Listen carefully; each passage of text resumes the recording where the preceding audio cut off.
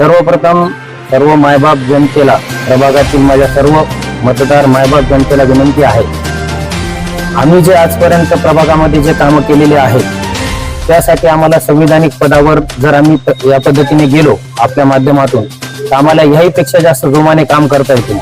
प्रभागामधील प्रश्न असतील, रस्त्याचे प्रश्न आहेत, नालीचे प्रश्न आहेत, कचरा संकलन आहे, पाणी आज या ठिकाणी 8-8 दिवसाला येत आहे।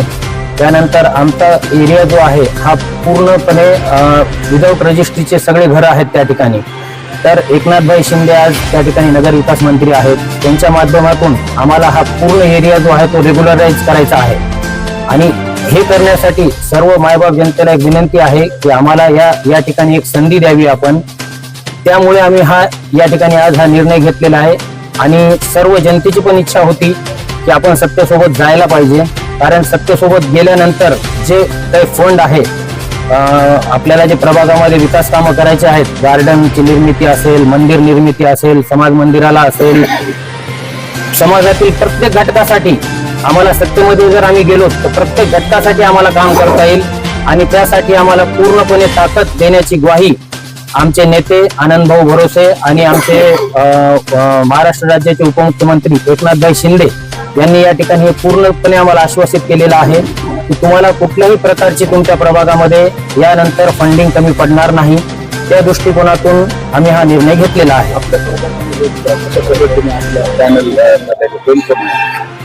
आमच्या प्रभागामध्ये गट अ मध्ये एससी पुरुष याच्यामध्ये उच्च शिक्षित उमेदवार आमच्याकडे IIT झालेले उमेदवार आहेत आकाश साळवे।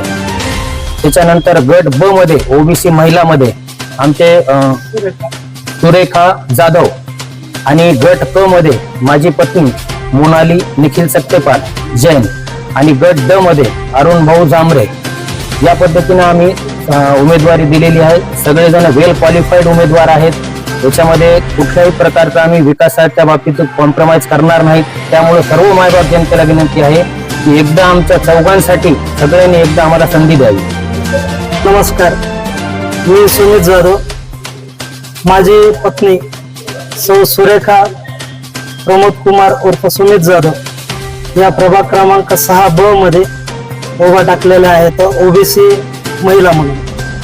आणि आज आम्ही जे शिवसेना धनुष्यबाण जे हातात घेतलेला आहे, माझा अनेक वर्षापासून मी सामाजिक चळवळीमध्ये काम करतो आणि माझी इच्छा आहे की आपण जे काम केलेलं आहे ते कामाचं आपण कुठंतरी एक सभागृहामध्ये आपण बसलं पाहिजे आणि लोकांचे प्रश्न जे सोडवले तर आपण रस्त्यावर तर सोडवत होतो, पण सभागृहामध्ये बसून जे सोडवण्याचा प्रयत्न करावा याकरिता माझ्या प्रत्येक मायबाप जनतेनं माझ्यावर आणि माझ्या पक्षाला भरभरून मतदान द्यावं ही विनंती। आपण पुढाकार दिलेला आहे, महिलांचे अनेक प्रश्न आहेत, त्यामागचा उद्देश काय पाहिजे?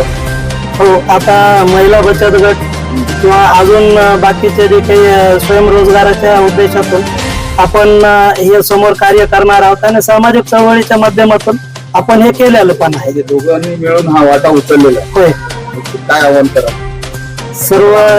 सर्व मतदार माझ्या मायबाप जनतेला मी आव्हान करतो की आमच्या धनुष्यबाण चिन्हाचं बटन दाबून आपण सर्वांनी आमच्या पूर्ण पॅनलला विजयी करावं।